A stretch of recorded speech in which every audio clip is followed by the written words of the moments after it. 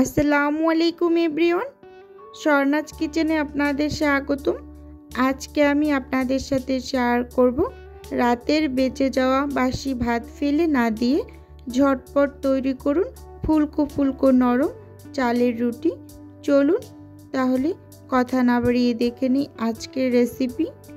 এখানে প্রথমে আমি একটা বাটিতে কিছুটা পরিমাণ ভাত নিয়ে নিয়েছি আর নিয়ে নিয়েছি ব্লেন্ডারের মাঝারি সাইজের একটা জার।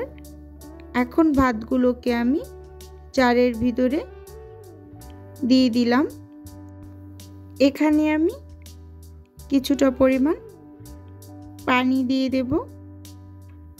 ভাতটাকে খুব ভালোভাবে পানি দিয়ে ব্লেন্ড করে নেব। এই পর্যায়ে আমি একটা প্যান নিয়ে নিয়েছি। ব্লেন্ড করে রাখা যে মিশ্রণটা ভাতের সেটা প্যানের ভিতরে ঢেলে দিলাম। খুব ভালোভাবেই মিহি পেস্ট হয়েছে। এখন এর মাঝে দিয়ে দেব আমি স্বাদ মতো লবণ আর দিয়ে দেব হাফ কাপের মতো চালের গুঁড়া দিয়ে খুব ভালোভাবে নেড়ে চেড়ে মিশিয়ে নেব। এই মিশানোর কাজটা খুব ভালোভাবে করতে হবে, লক্ষ্য রাখতে হবে এখানে যেন কোনো দলা পেকে না যায়, সেদিকে লক্ষ্য রেখে খুব ভালোভাবে মিশিয়ে নিতে হবে। প্যানটাকে আমি চুলোতে বসিয়ে দিয়েছি পানিটাকে শুকিয়ে নেওয়ার জন্য। চুলোর জালটা মিডিয়ামে রেখে খুব ভালোভাবে নেড়ে চেড়ে আমি একটা কাই তৈরি করে নেব। অনবরত এভাবে করে নেড়ে নেবেন। স্ক্রিনে দেখতেই পাচ্ছেন আমি কিভাবে মিশ্রণটা নেড়ে একটা কাই তৈরি করে নিয়েছি। ভালোভাবে এই কাজটা করতে হবে যাতে কোনো দলা দলা অংশ না থাকে ভিতরে। এখন এটাকে চুলো থেকে নামিয়ে একটা বাটিতে একটু সার্ভ করে ঠান্ডা করে নেব। ঠান্ডা হওয়ার পর এটা অনেকটা শক্ত হয়ে যাবে। ঠান্ডা হওয়ার পর আমি এখন হাত দিয়ে খুব ভালোভাবে এটাকে একটু মথে নেব। মথে নেওয়ার কাজটা একটু সময় নিয়ে করতে হবে। খুব ভালোভাবে এটাকে সময় নিয়ে মথে নিতে হবে। এখন আমি এটাকে সরাসরি একটা কাঠের বোর্ডের উপর তুলে নিলাম। নিয়ে একটু মথে একটা লম্বা ডো তৈরি করে নেব। ডো থেকে আমি ছোট ছোট করে হাতের সাহায্যে লেচি কেটে নেব। আপনারা কাজটা চাকু দিয়েও করতে পারেন, আমি হাত দিয়ে করে নিয়েছি। একটা লেচি নিয়ে আরগুলোকে পাশে ঢাকা দিয়ে রেখেছি।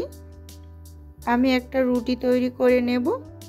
উপর থেকে কিছুটা চালের গুঁড়ো, এটা শুকনা চালের গুঁড়ো দিয়ে আমি একটা রুটি তৈরি করে নেব।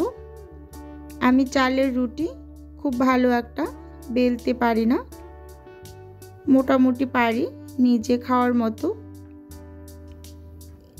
উপর থেকে আটা ছিটিয়ে এভাবে করে বেলে নেব।